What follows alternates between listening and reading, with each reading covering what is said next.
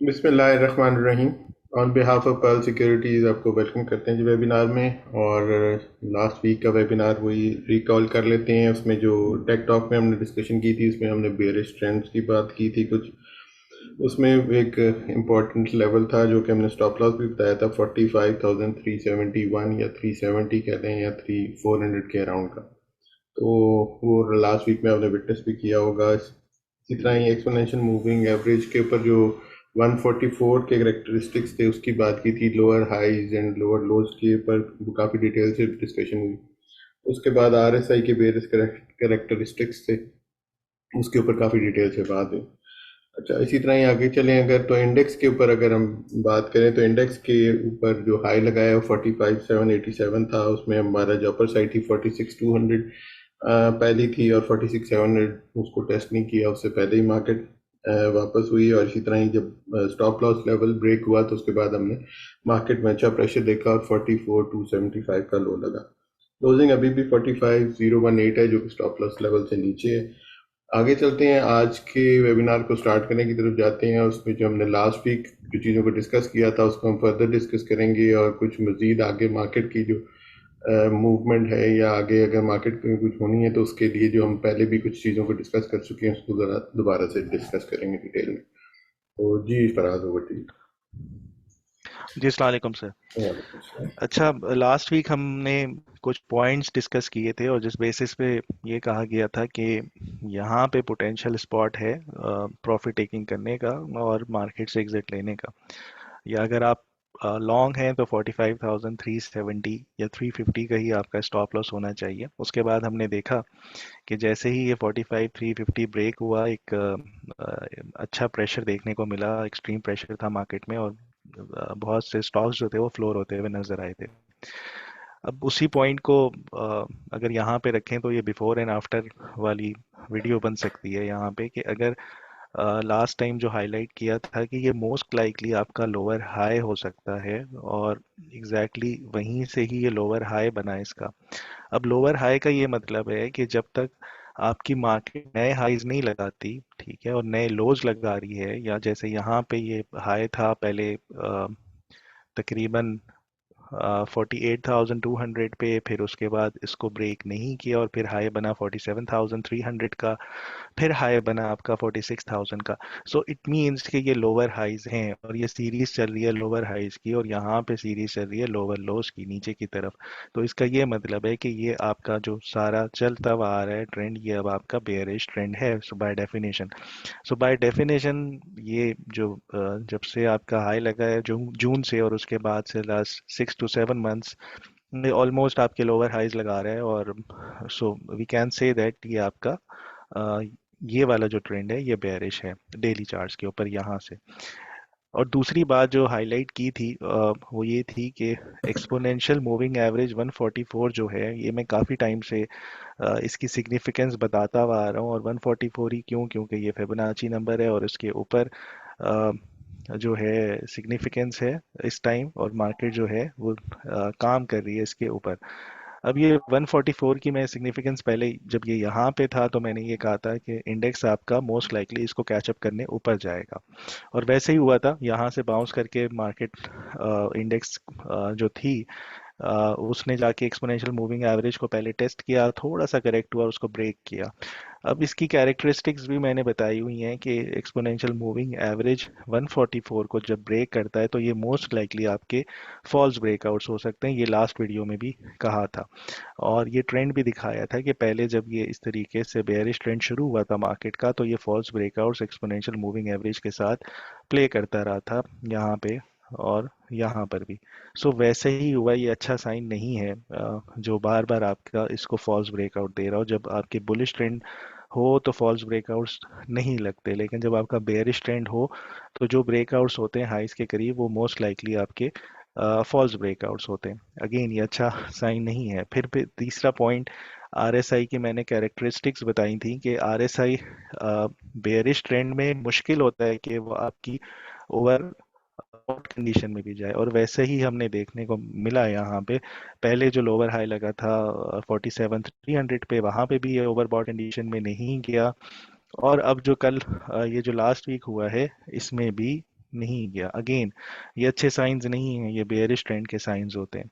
सो ये कुछ पॉइंट्स थे जो लास्ट वीक डिस्कस किए थे, और मेरे ख्याल में अगर कोई इसको समझ रहा है इन पॉइंट्स को, या समझ चुका था लास्ट वीक, तो उसने 45-300 को बहुत रिस्पेक्ट दी होगी और एग्जिट लेने की कोशिश की होगी, कुछ ज़रूर पैसे उसने बचाए होंगे। अच्छा, फिर उसके बाद इंडिकेटर्स पे आए तो ईएफआई के ऊपर मैंने काफ़ी डिटेल से एक दफ़ा डिस्कशन की थी कि ये जो इंडेक्स है, ये जो ईएफआई इंडेक्स है, ये इसमें वॉल्यूम्स भी होते हैं और वो एक अच्छा इंडिकेटर है। जब ये यहाँ से बाउंस बढ़ना शुरू हुआ था, तो ये यहाँ पे थी आपकी मार्केट 43,000 के करीब, जिसको मैंने हाईलाइट किया था कि ये अब बढ़ेगा। वहाँ से ये बढ़ा और इसने तकरीबन 3,000 प्लस पॉइंट्स की रैली की, और फिर अगेन ड्रॉप होता हुआ अब नज़र आ रहा है। अब यहाँ पे लास्ट वीक भी मैंने बोला था कि इसके ऊपर एक डाइवर्जेंस बन रही है, बेयरिश डाइवर्जेंस है। यहाँ पे इंडेक्स आपका ऊपर जा रहा था इस जगह पर ऐसे, और ये आपके नीचे आ रही थी। सो इस पे अब बेयरिश डाइवर्जेंस है और ये जीरो से भी नीचे है। सो फिलहाल ये भी अब इंडिकेट करता है कि यहाँ से जो ट्रेंड है या तो साइडवेज हो जाएगा या फिर एक बेयरिश ट्रेंड की कंटिन्यूएशन रहेगी। ठीक है, फिर उसके बाद इसी तरीके से एक और ऑसिलेटर है चेक इन के नाम से, इस पे भी बेयरिश डाइवर्जेंस है। ये आपके हाइज लग रहे थे इस जगह पर इंडेक्स पे, और यहाँ पे आपके ये बेयरिश डाइवर्जेंस बनना शुरू हो गई थी। सो ये अब कुछ ये पॉइंट्स हैं जो स्टिल वैलिडेट करते हैं कि बेयरिश ट्रेंड जो है वो इंटैक्ट है। बेयरिश ट्रेंड का मेरा ये मतलब है कि ये वाले जो हाइज हैं आपके तकरीबन 48,300, इसको ब्रेक नहीं किया, 47,600, 500 जो भी है इसको ब्रेक नहीं हुआ, और फिर अभी जो लास्ट वीक जो हाईलाइट किया था कि ये आपका पोटेंशियल स्पॉट है लोअर हाई के लिए, उसको भी जब तक ये ब्रेक नहीं करता तो हम बाय डेफिनेशन ये कह सकते हैं कि ये बेयरिश ट्रेंड है। अच्छा, अब ये सब कुछ तो हो गया, ये सब पॉइंट्स हमने डिस्कस कर लिए। आगे जो अब टेक टॉक में हम क्या डिस्कस कर सकते हैं इसको लेके, इन पॉइंट्स को लेके, अ, मैं हमेशा से ये कहता हुआ आया हूँ कि मार्केट के 3 फेजेस होते हैं। और क्या फेजेस होते हैं वो, सबसे पहले आपका एक्यूमुलेशन फेज है, फिर ट्रेंडिंग फेज है, और डिस्ट्रीब्यूशन फेज है। मैं बहुत ब्रीफली ये सारा बता देता हूँ। एक्यूमुलेशन फेज वो होता है जहाँ पे आपकी चार्ट के ऊपर कंसोलिडेशन नज़र आए या जमा होती हुई कोई चीज़ नज़र आए, ये साइडवेज हो और उसके ऊपर एक रेंज में ट्रेड करा रही हो और कुछ दिन जमा हो, और उसके बाद यहाँ से ये आहिस्ता आहिस्ता बढ़ना शुरू करे इसको ब्रेकआउट देने के बाद, और नए हाईज और नए लोज लगना शुरू हो जाएं। इसका ये मतलब है higher highs higher lows, bullish trend बन जाता है। और फिर जब ये ऊपर जाती है मार्केट, तो इसके बाद आपको एक जब साइडवेज हो जाती है यही, अगर कंटिन्यूशन नहीं हो रही ऊपर की तरफ, सो इट मींस कि ये एक्यूमुलेशन फेज जो है वो टर्न हो गया इनटू डिस्ट्रीब्यूशन फेज। सो यहाँ पे डिस्ट्रीब्यूशन फेज, और उसके बाद फिर दोबारा ट्रेंडिंग आ जाएगा। अब अगेन ट्रेंड जो होगा वो उल्टी तरफ चलेगा, यानी लोअर हाई लोअर लो, नए हाईज नहीं लगेंगे, नए लोज लगेंगे। तो इसका ये मतलब है कि आप बेयरिश ट्रेंड में आ जाएंगे। अब ये मैंने पहले इसके ऊपर बहुत डिटेल से हमने डिस्कशन की हुई है। ये बस एक ब्रीफ इंट्रो दे था कि मार्केट इस तरीके से चलती है। अब यहाँ पे इसको हाईलाइट करने की क्यों ज़रूरत पड़ रही है दोबारा से, इसलिए पड़ रही है कि जब भी आपकी पहली रैली हो रही थी, रैली हुई, करेक्शन ली गई, यानी बुल्स एग्जॉस्ट हुए, इन्होंने सांस ली, आसान लफ्जों में जिनको टेक्निकल्स नहीं समझ आती, और फिर दोबारा से ये बढ़ना शुरू हुआ। फिर एक और एक्यूमुलेशन हुई, और फिर एक रैली हुई। ठीक है, और उसके बाद हम ये एक्सपेक्ट कर रहे थे यहाँ पे जून जुलाई में कि ये आपकी एक्यूमुलेशन फेज है, लेकिन जब इसने कैरेक्टरिस्टिक अपनी चेंज की, इसने टाइम ज़्यादा निकाल दिया यहाँ पे, तो वो यहाँ पे फिर हाईलाइट कर दिया था कि फॉल्स ब्रेकआउट, और ये शायद डिस्ट्रीब्यूशन फेज है, और फिर उसके बाद वैसे ही हुआ। अब ये जो डिस्ट्रीब्यूशन फेज है ये बहुत बड़ी फेज है यहाँ पे इंडेक्स के ऊपर। इसका ये मतलब है कि जून तकरीबन आपकी 14 जून से लेके और सितंबर तक, ये जो टाइम पीरियड था ये बहुत बड़ा होता है डिस्ट्रीब्यूशन फेज के लिए। सो काफ़ी यहाँ पे ऑफलोडिंग हुई है, डिस्ट्रीब्यूशन है, और वॉल्यूम्स भी इसको रिस्पेक्ट देते हैं कि यहाँ पे काफ़ी ज़्यादा डिस्ट्रीब्यूशन थी। अब डिस्ट्रीब्यूशन तो हो गई और उसके बाद ये आप बेरिश ट्रेंड में आए, लेकिन उसके बाद हमने ऐसी एक्यूमुलेशन नहीं देखी जो मैं बार बार बता रहा हूँ। यहाँ पे ये कोई एक्यूमुलेशन नहीं है, ये डेड कैट बाउंस था। ठीक है, ना वी शेप रिकवरी है, ना वो ये एक्यूमुलेशन फेज है, ना यहाँ पे एक्यूमुलेशन फेज है। सो मार्केट को बेस बनाने के लिए, रैली करने के लिए मार्केट को एक रेंज डिफाइन करना पड़ेगी, जो कि लास्ट करे एटलीस्ट 2 to 3 मंथ्स। ये मैं यहाँ पे भी ये बात कर रहा था कि 42,700 अगर यहाँ पे एक्यूमुलेशन हो जाती है तो फिर मार्केट जो है वो अच्छी रैली कर सकती है, लेकिन अगेन वी शेप रिकवरी नहीं थी और डेड कैट बाउंस और उसके बाद ड्रॉप हुआ। फिर यहाँ पे दिसंबर में भी मैं ये कह रहा था कि कुछ अर्सा यहाँ रुक जाए। अब सिनेरियो इस तरह का होना चाहिए कि अगेन मुझे नहीं लगता कि ये 42,700 मार्केट इजीली ब्रेक कर दे। अगर करती है तो वो जो सिनेरियोज हमने पहले डिस्कस किए हुए हैं कि 42,700 ब्रेक किया, एक अंडर कट लगेगा और उसके बाद फिर दोबारा मार्केट बढ़ जाएगी। दूसरा सिनेरियो ये है, अभी भी मैंने रिसेंटली कहा था कि 45,350 से अगर नीचे आती है तो यहाँ पे आपकी एक्यूमुलेशन होना शुरू हो जाएगी इस सारे जोन में, जो तकरीबन 43,000 से 45,000 2000 पॉइंट्स का बनता है। और अगर ये बढ़ती है तो फिर आपकी रिजेक्शन है वो काफ़ी सिवियर देखने को मिली, जो हमने देखा भी। आसान लफ्जों में मार्केट को यहाँ पे रुकते हुए 42,700 से ऊपर ऊपर और 46,000 से नीचे नीचे, इस 4,000 पॉइंट्स के दरमियान कोई एक रेंज डिफाइन कर दे, और ये तकरीबन 2 से ढाई महीने 3 महीने की एक्यूमुलेशन होनी चाहिए, फिर मार्केट जो है आपकी बढ़ सकती है। अदरवाइज यहाँ से मार्केट आपकी साइडवेज होती हुई नजर आती है, और जब भी ये बढ़ती है यहाँ से रैली करती है बगैर एक्यूमुलेशन के, सो उस पे फिर सेल ऑन स्ट्रेंथ वाली स्ट्रैटेजी पे रहना चाहिए। सो फिलहाल जो सिनेरियो अब बनता हुआ नजर आ रहा है, वो ये होना चाहिए, ये हो सकता है कि यहाँ पे 2 से 3 महीने आपकी मार्केट साइडवेज हो जाए, जो कि एक अच्छा साइन होगा गोइंग फॉरवर्ड। अगेन जो मैं अक्सर ये कोट करता हुआ आता हूँ, the greater the base the higher in the space. जितनी बड़ी आपकी एक्यूमुलेशन होगी उतनी अच्छी आपकी रैली बनेगी, जितनी अच्छी बेस होगी उतनी अच्छी आपकी रैली बनेगी। सो इस दफ़ा टेक टॉक में यही है कि यहाँ पे मार्केट को रेंज डिफाइन करनी चाहिए, एक्यूमुलेट होना चाहिए 2 से 3 महीने, उसके बाद फिर रैली करती हुई नजर आएगी। अदरवाइज अगर ये इस तरह, जी सर। जी, थैंक यू। और आज आगे चलते हैं और अब जो कमिंग वीक के लिए जो इंडेक्स के लेवल्स हैं उनको डिस्कस कर लेते हैं। जी, इंडेक्स के पॉइंट्स टेबल पे अभी हमने कुछ पॉइंट्स डिस्कस किए। एक्सपोनेंशियल मूविंग एवरेज की कैरेक्टरिस्टिक ऑन है फॉर बेयर्स, फिर बेयरिश डाइवर्जेंस ईएफआई और चेक इन के ऊपर बन गई है। सो पॉइंट्स यहाँ पे बेयर्स के बढ़ते हुए नज़र आ रहे हैं, और यहाँ पे बुलिश इंडिकेशंस जो हैं वो थोड़ी कम होती हुई नज़र आ रही हैं। एक्सपेक्ट यही कर सकते हैं यहाँ से, ना बहुत ज़्यादा अगर नीचे जाती है तो second year third year stocks में काम करना चाहिए। अ, और अगर यहाँ से बढ़ रही है तो मेरे ख्याल में स्टिल अपॉर्चुनिटी है कि सेल ऑन स्ट्रेंथ वाली स्ट्रैटेजी पे रहे। सो आसान लफ्ज़ों में सेल ऑन स्ट्रेंथ वाली स्ट्रैटेजी पे रहना चाहिए अगर यहाँ से मार्केट परफॉर्म करना शुरू कर देती है, जब तक ये आपके लोअर हाइज इंटैक्ट हैं। फॉर एग्जांपल यहाँ पे 46,200 इंटैक्ट है, अगर ये उससे नीचे नीचे रहती है तो सेल ऑन स्ट्रेंथ वाली स्ट्रैटेजी पे रहें। अब जो सपोर्ट लेवल्स आ रहे हैं वो 44,480 पर है, 43,950 पर है। First resistance 45,350, second resistance 45,700। Again conclude कर देता हूँ, सेल ऑन स्ट्रेंथ वाली स्ट्रैटेजी पे रहना चाहिए। अगर ये साइडवेज हो जाती है, एक्यूमुलेट हो जाती है, तो फिर भी वेट ही करना चाहिए। जब एक्यूमुलेशन फेज कंप्लीट हो फिर उसके बाद ब्रेकआउट्स पे रैली को प्ले करना चाहिए। अदरवाइज साइडवेज और कैश पे रहें या सेल ऑन स्ट्रेंथ वाली स्ट्रैटेजी पे रहें, वो ज़्यादा बेहतर है। जी सर। जी फराज, और लास्ट वीक हमने कुछ ट्रेड प्लान शेयर किए थे जिसमें ज़्यादातर जो थे वो शॉर्ट्स के थे, तो उनको ज़रा डिस्कस कर लेते हैं।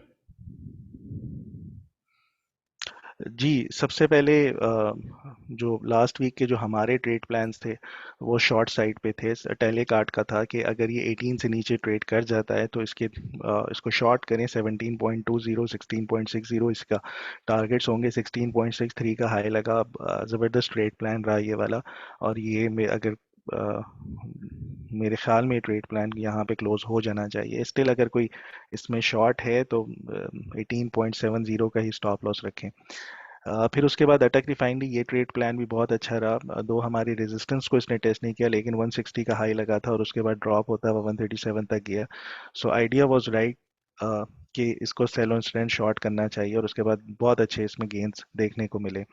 अगेन ये ट्रेड भी फिलहाल क्लोज हो चुकी है। फिर एवीएन भी same scenario, sell on strength पे रहना चाहिए। 104.6 का हाई लगा था और उसके बाद जो सपोर्ट लेवल्स यहाँ पे बताए गए, जो टारगेट्स था 96.50, ऑलमोस्ट वही लो लगा और फिर दोबारा ये बाउंस कर गया। सो ये ट्रेड भी क्लोज हो गई है। फिर उसके बाद F F B L, again इसका भी शॉर्ट सेलिंग का आइडिया था और सेल ऑन स्ट्रेंथ पे रहना चाहिए था। इसने भी 27.35 का हाई लगाया और 25 पॉइंट तकरीबन 8088 का लो लगाया। सो जो सपोर्ट लेवल्स बताए थे इसके भी टारगेट्स अचीव हो गए हैं। सो बहुत अच्छे ट्रेड प्लान थे सेल ऑन स्ट्रेंथ पे। जी सर। जी फयाज, और अब हम जो क्यूरीज आई हुई हैं क्लाइंट्स की उनको हम आंसर कर लेते हैं।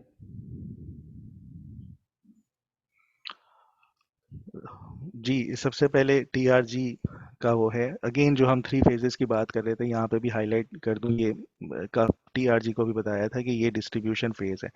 सो ये आपकी ट्रेंडिंग फेज थी, जहाँ पे हायर हाइज हायर लोज लग रहे थे। उसके बाद बहुत बड़ी डिस्ट्रीब्यूशन थी, डिस्ट्रीब्यूशन के बाद आपके lower highs and lower lows लगने शुरू हो गए हैं स्टिल। अब यहाँ पे अगर उसी फिनोमेना को देखेंगे, थ्री फेजेस हैं तो यहाँ पे इसको एक्यूमुलेट होना चाहिए। सबसे पहले ये अपनी रेंज डिफाइन करे, उसके बाद एक्यूमुलेट और फिर दोबारा रैली करे। लेकिन शॉर्ट टर्म में फ़िलहाल ये अभी बेयरिश है, ये डबल बॉटम टाइप की फॉर्मेशन है, लेकिन स्टिल इस पे कुछ कह नहीं सकते। सो सेल और स्ट्रेंथ वाली स्ट्रैटेजी पे फ़िलहाल रहना चाहिए, क्योंकि अगर ये एक्यूमुलेशन फेज़ में भी जाता है तो ये बढ़ता हुआ फिर नज़र नहीं आएगा, टाइम लेगा। सो सबसे पहले इसके जो सपोर्ट लेवल्स आ रहे हैं वो पहला 79.7 का है, दूसरा 75.65 का है। फर्स्ट रेजिस्टेंस 88 पर है और सेकंड रेजिस्टेंस ये 98 पर है।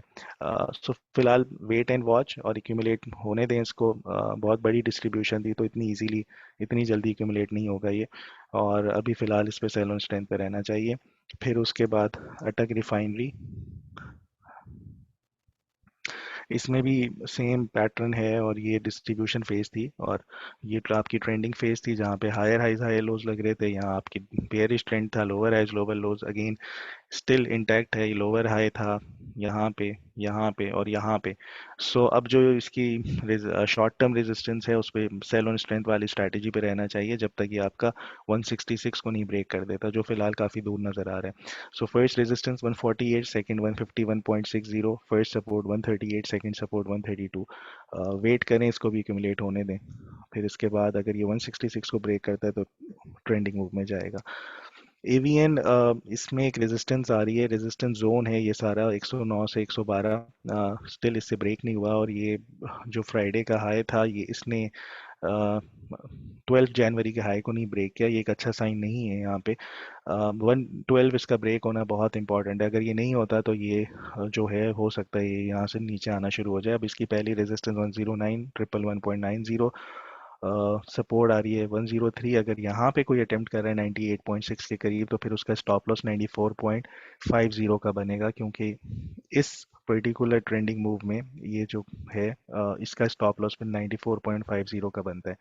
सो अगर कोई बाय भी कर रहा है तो 98.60 के स्टॉप लॉस से बाय कर, 94.60 के स्टॉप लॉस से 98.6 पे के करीब बाय कर सकते हैं। फिर ट्रीट की अगली क्योरी है, इसमें एक ट्रिपल बॉटम की फॉर्मेशन बनी हुई है, एक दो तीन बल्कि चार दफ़ा हो गया है। लेकिन जब भी ये बाउंस कर रहा है इस सपोर्ट से तो एक अच्छी ट्रेंडिंग मूव नहीं नज़र आ रही, मतलब बाउंस है, डेड कैट बाउंस है। सो ये अच्छे साइंस नहीं है इसके लिए भी। अब जो इसकी सपोर्ट है वो 37.80, 35.50, यहाँ पे अटेम्प्ट कर सकते हैं, अगेन एक्यूमुलेट होना चाहिए इसको भी यहाँ कहीं। अगर तो ये ब्रेक कर जाता है आपकी इस रेजिस्टेंस को 42.40 को, तो फिर ये परफॉर्म कर सकता है, फिर ये आपका 48 को जाके टेस्ट कर सकता है। Otherwise if it stays below 42.40, it will remain in a bearish zone या sideways. So ये 42.40 इंपॉर्टेंट है, नीचे सपोर्ट 35.50 इंपॉर्टेंट है। फिर आयशा स्टील की क्योरी है, ASL,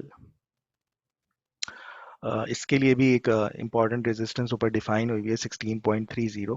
ये बहुत इंपॉर्टेंट है, इसको ब्रेक करेगा तो फिर ये बढ़ सकता है। अदरवाइज एक्सपेक्ट यही करें कि ये इस नीचे वाली ट्रेंड लाइन को आके टेस्ट करेगा जो कि 14.50। सो इसकी जो रेंज अब डिफाइन हो रही है या जो लेवल्स हैं वो 14.50 बहुत इंपॉर्टेंट सपोर्ट है और 16.30 इंपॉर्टेंट रेजिस्टेंस है। इन लेवल्स को प्ले कर सकते हैं। फिर डबल जी एल जो है इसकी क्योरी है, और ये लोअर हाइज लोअर लोज लगा रहा है स्टिल, और अम, इसके लिए अब इम्पॉर्टेंट है कि ये इस रेजिस्टेंस को 22.10 को ब्रेक करे, और नीचे मुझे लगता है कि अगर ये एक लेग और बना दे नीचे की, लाइक 17.05 या 16.90, ये एक अच्छा जोन हो सकता है इसका बॉटम डिफाइन करने के लिए। यहाँ पे फिर इसको बाय किया जा सकता है। सो इसकी 22.10 इंपॉर्टेंट रेजिस्टेंस, और ये कहीं ड्रॉप होता है इस जगह पे 16.9 या 17, तो एक अच्छी सपोर्ट हो सकती है इसकी। ट्रिपल जी एल जो है, इसकी अभी डबल बॉटम टाइप की फॉर्मेशन है, लेकिन हो सकता है ये 12.10 को जाके टेस्ट करे, तो ये अच्छी सपोर्ट हो सकती है 12.10 वाली। और ऊपर जो रेजिस्टेंस अब इसने डिफाइन की हुई है वो 14.3 है, और अगर उसको ब्रेक करता है तो फिर ये 15.50 को भी जाके टेस्ट कर सकता है। जी सर। जी थैंक यू, काफ़ी डिटेल से हमने क्यूरीज को आंसर कर लिया। इस वीक के लिए इतना, इंशाल्लाह नेक्स्ट वीक मुलाकात होती है। हमारा ईमेल एड्रेस आपके पास है technicals@pearlsecurities.com। आपकी कोई भी क्यूरी आप हमें भेज सकते हैं, और हमारे ब्रांचेस के एड्रेस हर वेबिनार के एंड में स्लाइड की फॉर्म में दिए हुए होते हैं। आप अकाउंट ओपनिंग या कोई भी इंफॉर्मेशन हो, आप वहाँ पर हमें कॉन्टैक्ट कर सकते हैं। तो इंशाल्लाह नेक्स्ट वीक मुलाकात होती है। तब तक के लिए अल्लाह हाफिज़ and thank you very much.